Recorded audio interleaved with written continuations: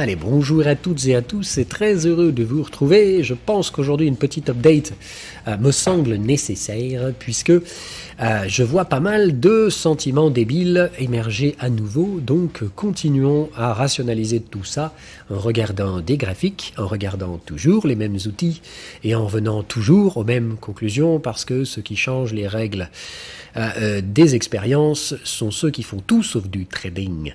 Bref, donc... Si on fait cette émission, c'est pour rentrer un peu plus dans le détail de ce qui a pu être dit dans l'émission hebdomadaire vendredi, parce qu'on a aujourd'hui de nouvelles données qui tendent plutôt à valider ce scénario-là. Donc on va en parler un petit peu plus en détail. Alors, moi, ce qui m'intéresse aujourd'hui, c'est toujours de privilégier des structures de range, et j'attendais effectivement des signaux potentiels de confirmation. Bon, là, c'est clairement ce qu'on a, puisque depuis vendredi, on a continué dans cette structure en accélération pendant le week-end, essayer de tenir les gains, clôturer la semaine pas trop mal, accélérer dès lundi, et aujourd'hui, un peu d'hésitation. Hésitation, oui, mais toujours, où sommes-nous?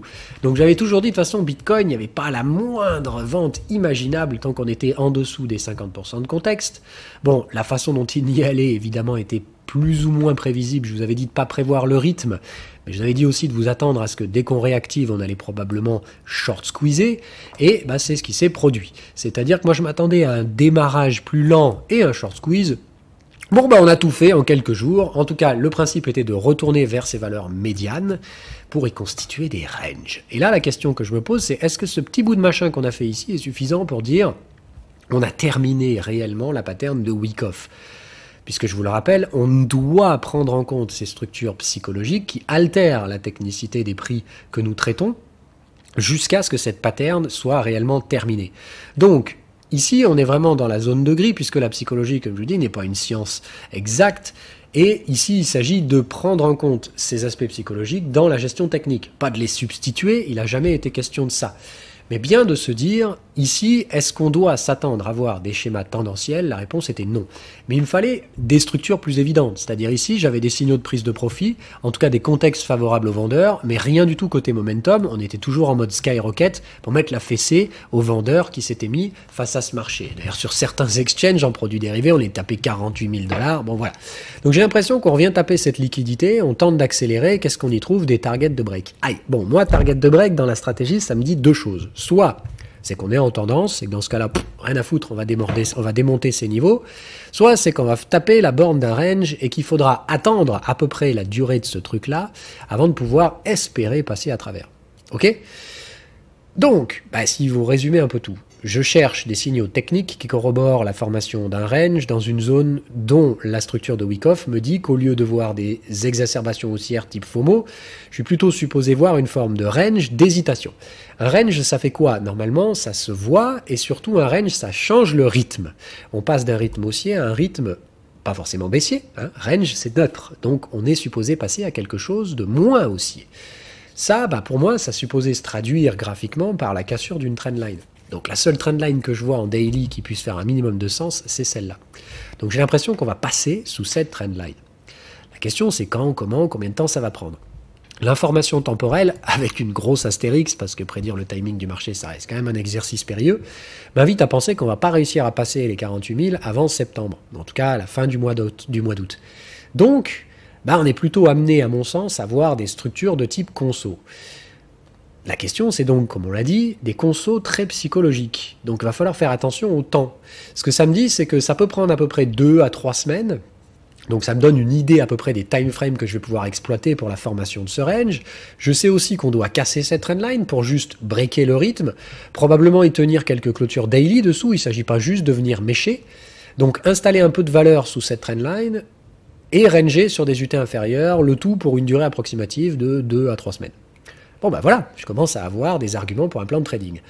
Ce que je vous avais annoncé aussi dans les briefs hebdo, c'est que pour ma part, de ce range, j'ai pas du tout l'envie de me mettre vendeur Bitcoin. Et j'ai pas non plus envie de me mettre acheteur de quoi que ce soit. Donc, je vais faire un arbitrage, c'est-à-dire je vais faire un truc entre deux. C'est-à-dire je vais essayer de arbitrer quelque chose qui pourrait donner un sentiment quel qu'il soit tendanciel. Pour moi, le seul endroit où j'ai un petit peu de conviction tendancielle, c'est sur la dominance, parce qu'ici, on a terminé une structure de range, un range bien beau, bien mature, qui a échoué sur la zone Fibo 23, Donc attention, ce scénario vient avec une invalidation, hein. C'est clair que si on break cette zone, je laisse tomber. Mais c'est pas du tout ce qu'on voit. Et bien au contraire, depuis quelques jours, on assiste plutôt à une baisse de la dominance. Donc je m'attends plutôt ici à ce qu'on se redirige vers le canal de tendance, avec une très faible probabilité de voir des rebonds ici. Plus, à mon avis, le fait de voir un cluster se former entre ça qui résiste et ça qui supporte. Donc plus de voir un range se former, mais sur des niveaux de dominance plus faibles que ceux que nous connaissons actuellement. Donc, j'ai tous les éléments de ma structure d'arbitrage. J'ai un Bitcoin qui arrive sous résistance, donc je pense qu'il y a un premier timing de mise en place de l'arbitrage, dans lequel je vais essayer de chercher des coins qui sont pas trop bears, mais qui sont probablement eux aussi sous résistance. Donc ce que j'ai recherché, et pour l'instant les deux seuls que j'ai trouvé attractifs, sont Cardano et Atom, parce que je pense que c'est les deux seuls qui ont une probabilité de franchir la résistance, même si je doute que ça tienne longuement au-dessus. Donc ça a déjà été fait cet après-midi pour Cardano, je vous mets Cardano USD. Donc Cardano qui franchit sa résistance. Maintenant, je pense que Cardano, ça peut monter un peu, mais ça va vite se heurter à des résistances, parce que comme on l'a vu, Bitcoin pourrait entamer des phases de retracement. Et un Bitcoin baissier, dans un premier temps, ça peut effectivement freiner les altcoins, mais il y a bien un moment donné où les altcoins risquent eux aussi de suivre, et donc de casser ce rythme. Donc je m'attends quand même à ce qu'il y ait une baisse sur les altcoins. Donc comment on couvre ça? Le principe, c'est de mettre en place un arbitrage, d'arrêter de penser haussier, mais de commencer à parier sur des arbitrages entre un alt et un Bitcoin. En achetant l'altcoin, qui a un peu plus de potentiel haussier, et en vendant le même montant numéraire en Bitcoin. Autrement dit, si je vends 1000 $ de Bitcoin, je vais acheter 1000 $ de Cardano. Ça m'expose donc, ça expose mon capital à la paire ADA-BTC. Et je vais essayer de spéculer sur ce truc-là. Donc évidemment, ADA-BTC était sur une zone technique, c'est pour ça que Cardano m'intéresse. Bon, je l'ai pris franchement en retard celui-là, mais je le prends quand même. Ça m'intéresse beaucoup. Attention, c'est pas non plus une partie gagnée. Parce que ici, je suis quand même largement à la bourre, et c'est clair que c'était ici que la gestion du risque se mettait en place. Maintenant, il y a bien un stop loss qui viendra avec. Il va que si on accélère fortement sous le canal de tendance, je vais placer un petit stop loss sous la zone de support suivant. Dans ce cas-là, invalidation de ce scénario-là. Évidemment, si ça valide, l'objectif, c'est de retourner chercher les résistances précédentes pour valider, et avec un take profit au niveau du canal de tendance ici, qui c'est donc le contexte 4 heures. J'ai le même scénario en cours sur Atom pour les mêmes raisons. Ici, j'ai des signaux de range sur un support et on est sur le bas du range du T largement supérieur. C'est-à-dire que j'achète celui-là avec un stop loss sous la zone d'achat. Donc là, c'est un stop loss très large, des tailles de position assez maigrichonnes. Et l'objectif est le même. Venir rechercher des niveaux de résistance, donc essayer de repartir vers ces zones-là et viser ici une tentative de cassure du canal de tendance. Ce que je vise ici, c'est d'essayer d'atteindre les contextes et possiblement un petit débordement de ces derniers. C'est ni plus ni moins ici que ma stratégie nœud, c'est-à-dire j'achète les zones de ratio risque-rendement avec un stop là où normalement, clairement, si on va chercher ces zones-là, c'est que je me suis totalement planté sur le scénario, et je vise tout simplement des retracements opposés dans le range. Le TP1 se fait au Fibo 61, donc ça ferait ici vers 5200 Sato, et ici viser 6100. En TP1, TP2, et après, terminé. Pour moi, la stratégie d'arbitrage se termine.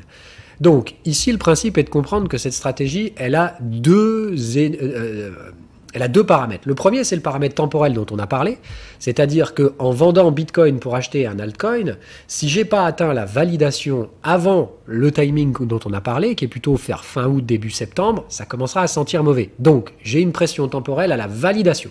Ça ne veut pas dire que je couperai ce trade à ce moment-là. Ça veut surtout dire qu'à ce moment-là, je risque de couper par contre les ventes Bitcoin, c'est-à-dire repasser sur un scénario peut-être tendanciel, en réduisant une partie de ces arbitrages, mais en conservant peut-être une partie des coins qui ont été achetés, c'est-à-dire par exemple Atom, Cardano, etc. L'objectif étant donc de faire un arbitrage dans un premier temps, dont le débouclage de cet arbitrage pourrait donner des trades en suivi de tendance, à condition d'avoir les signaux propices. Mais ça consiste en ça. Si jamais j'ai pas le niveau de validation atteint d'ici la fin du timing, je vais probablement couper l'intégralité du trade, que ce soit en gain ou en perte. Sur un arbitrage, le risque est limité, et puis si jamais il n'y a pas de validation, c'est pas grave. Mais c'est bien, à mon sens, la seule chose qui est faisable dans les zones de prix actuelles sur les cryptos. Parce que, mis à part ça, je vois que des gens qui parlent d'informations qui se contredisent. C'est-à-dire, on a clairement aujourd'hui un narratif haussier du fait que les institutionnels achètent, oui bon, mais ils achètent peut-être plus aux résistances, ou alors en dollar cost average.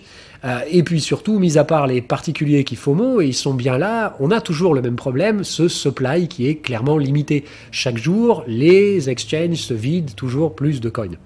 Donc, à constitution d'une demande constante, le supply se réduit et ça peut pas faire baisser les prix. Oui, c'est un argument haussier. Mais il faut aussi pas oublier le fait qu'on a quand même bien rallié et qu'on est toujours, jusqu'à preuve du contraire, sous l'influence de la pattern de Wyckoff et qu'on n'a toujours pas vu ce range se former. Ce range qui constitue le sign of strength et dont la sortie haussière matérialisera la confirmation de la reprise de la tendance haussière. Voilà un petit peu le scénario. Donc, pour l'instant, moi, la seule chose que je cherche, c'est pas à savoir si le marché crypto va être haussier ou baissier, mais chercher des coins qui sont arbitrageables en alt versus BTC. Les deux premiers que j'ai vus, parce qu'ils sont sur des zones moyen terme très intéressantes, mais attention, sont soumis à un grand risque. C'est-à-dire que Atom, je suis un peu à la bourre, donc j'ai chopé le retracement, mais c'est ici que le signal s'était produit. Par contre, c'était un joli signal boule. Donc j'aime bien l'idée, avec une matérialisation borne de range. Je vois très bien ce range se former, c'est-à-dire que si j'ai rupture de ce support, c'est probablement une invalidation. Par contre, attention aussi aux fausses ruptures, c'est-à-dire qu'une première petite baisse épidermique d'Atom Bitcoin, pour moi, ça suffira pas à invalider. C'est vraiment, pour moi, si on arrive à toucher ce canal de tendance et accélérer dessous, là, je laisse béton, c'est clair. Tout le monde aura vu qu'ici, il y a une petite poche de volume qui peut être traitée de manière très épidermique. Mais encore une fois, ici, on parle de zone de liquidité, et puis, qu'est-ce qui se passe si on fait ça en quelques jours? Tout le monde va se rendre compte que c'est trop tard, et puis tout le monde va s'enquiller. Attention, il y a aussi une belle trendline à venir casser ici. Donc, moi, ça m'intéresse, ces arbitrages Atom Bitcoin. Je prends le trade en retard, donc je suis rentré sur des time frames inférieurs au daily, mais le point bas est constitué par rapport à cette zone-là. Donc c'est ma référence. Je suis prêt à des petits écarts de ratio 1 pour 1, mais clairement pas plus que ça. Sur ADA, là c'était à peu près le même scénario, comme j'ai dit, le vrai point de gestion du risque était là. Attraper ça en retard ici, puisque je l'ai chopé aujourd'hui sur des prix déjà assez peu attractifs. Mais attention, voilà, on voit le flux qui se remet en place ici. Tout est ici beaucoup plus haussier, on n'est pas sur un schéma de range, on est sur un schéma de tendance. Donc comme je vous ai dit, ne pas approcher de scénario tendanciel pour l'instant. Je m'attends simplement ici à des retours vers les résistances pour sécuriser ses profits et après voir si je conserve une partie des ADA en coupant les bitcoins. Mais ça, comme on l'a dit, c'est vraiment quelque chose qui se mettra en place dans un second temps. Ici, ce qui m'intéresse, c'est plus d'aller chercher le niveau de validation en cassant cette trendline et en allant chercher le plus proche de ces anciennes résistances. Ok ? Voilà un petit peu le délire. Les autres coins qui m'intéressent derrière pour ce type d'arbitrage sont Monero, mais celui-là, il m'intéresse plutôt sur des UT long terme, plutôt sur des UT daily hebdo, mais pour l'instant, j'ai pas le moindre signal. Je vois qu'ici, on se rapproche effectivement d'une trailline de momentum, les cycles sont favorables, donc tout semblerait plutôt pas trop mal orienté pour un arbitrage Monero-Bitcoin. Maintenant, on va pas se mentir, la thématique réglementaire, Monero étant un privacy coin, j'ai pas l'impression que ce soit le super bon timing pour se taper Monero. Donc, je vais plutôt ici prendre en compte le fait que par rapport au timing que j'ai initié, qui se limite donc à septembre, ça me paraît assez peu probable, à moins qu'il y ait une chute assez forte du Monero, c'est-à-dire si j'ai vraiment des prix beaucoup plus attractifs sur le Monero, je mettrai peut-être en place cet arbitrage, mais mis à part une grosse vente sur Monero, donc un vrai retour sur support, je vais plutôt passer sur celui-là, peut-être l'envisager dans un second temps, mais en tout cas pour une stratégie d'arbitrage pas spécifiquement bandant pour l'instant. Donc surveillance en cas de baisse du Monero, ou dans ce cas-là, je pourrais réduire mon risque par des baisses de valorisation sur XMR BTC. Mais tant que j'ai pas de signaux haussiers, voilà, je vais pas pouvoir attaquer ce truc-là juste comme ça sur un faisceau de présomption. Bon, Ripple, c'est le carnage, donc là c'est pareil. Soit on a un réamorçage très violent et peut-être que je déciderai de sauter à bord. Mais pour l'instant, pour moi, ce machin a autant de chances d'aller en haut qu'en bas, donc je vois pas trop d'intérêt. Binance, c'est pas inintéressant, mais il me faudrait du suivi de tendance. Donc là, pareil, il me faudrait des clôtures sous les 50% de contexte pour pouvoir envisager ça. Donc j'aimerais que ça se détériore un tout petit peu plus sur Bitcoin, sur Binance versus BTC. Donc j'achèterai pas ce bottom là. Je pense ici au contraire qu'un petit repli de plus pourrait se mettre en place. En tout cas ici je n'achèterai pas sans ce repli. Donc surveillance pareil, ça m'intéresse. Mais pour l'instant, je vous l'ai dit, je pense qu'on fait la première vague de ce range sur la constitution du Bitcoin. Donc la question étant, est-ce que c'est le meilleur timing pour mettre en place ce genre de stratégie? La réponse me semble être non. Donc plutôt dans ce cas-là, essayez de voir la formation de ces ranges d'abord, c'est-à-dire la confirmation des arbitrages.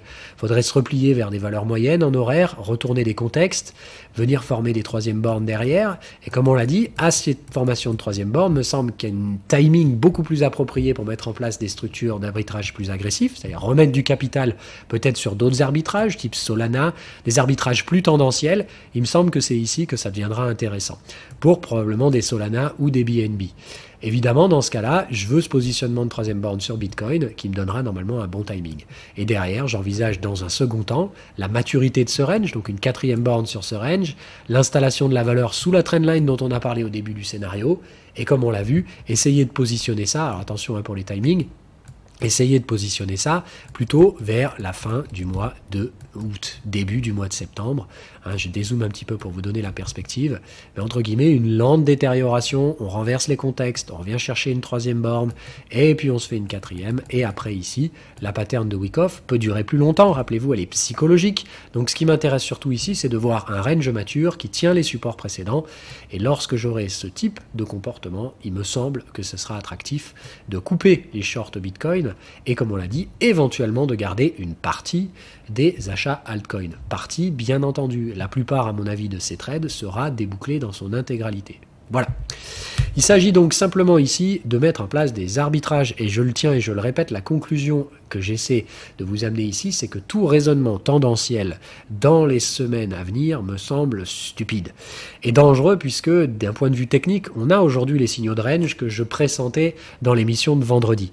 D'où la mise en place de mes premiers arbitrages. Maintenant, ils sont spéculatifs, associés avec des invalidations, et pour l'instant avec des capitaux relativement faibles, étant donné la largesse des stop-loss. Voilà, ceci dit, on en reparlera probablement dans l'émission de cette fin de semaine, vers vendredi, voir un petit peu où on en est, mais toujours pour faire un suivi en temps réel, je vous fais cet update aujourd'hui, tout simplement pour pas arriver vendredi en vous disant « ben voilà, c'est là que c'était bien de faire des arbitrages, maintenant c'est trop tard, tant pis, tant pis ». Donc il me semble que c'est pas mal de commencer des premiers arbitrages. N'oubliez pas que la valeur nominale des achats doit être compensée par la même valeur en vente sur Bitcoin. Je vous déconseille de jouer un arbitrage entre deux altcoins, puisque pour ma part, il semble que le cycle que j'avais prévu se produit comme prévu, c'est-à-dire Bitcoin invalide les shorts avec le massif short squeeze qu'on a vu, derrière retour sur Ethereum, c'est ce qu'on a vu la semaine dernière, le énorme run sur Ethereum. Ethereum aujourd'hui atteint quand même des niveaux de résistance, ce qui me semble que les seuls coins à potentiel maintenant sont les altcoins majeurs, mais de plus faible capitalisation. C'est-à-dire essayer de rester dans des altcoins qui sont dans le top 20, top 30 maximum, qui sont de qualité, et essayer de chercher ces arbitrages. C'est-à-dire qu'il faut que les charts Alt versus BTC proposent des stratégies acheteuses. Voilà. Allez, ceci dit, on fera le point vendredi de tout ça, voir si c'est validé, invalidé. Pour l'instant, c'est pas le moment d'exposer du capital. Moi, simplement, j'ai fait des petits TP. Ces TP, je vous l'avais dit, serviraient à mettre en place des arbitrages. Je commence doucement, mais sûrement, à utiliser ce cash pour mettre en place ces stratégies qui sont donc non directionnelles, mais simplement des arbitrages. Bye bye!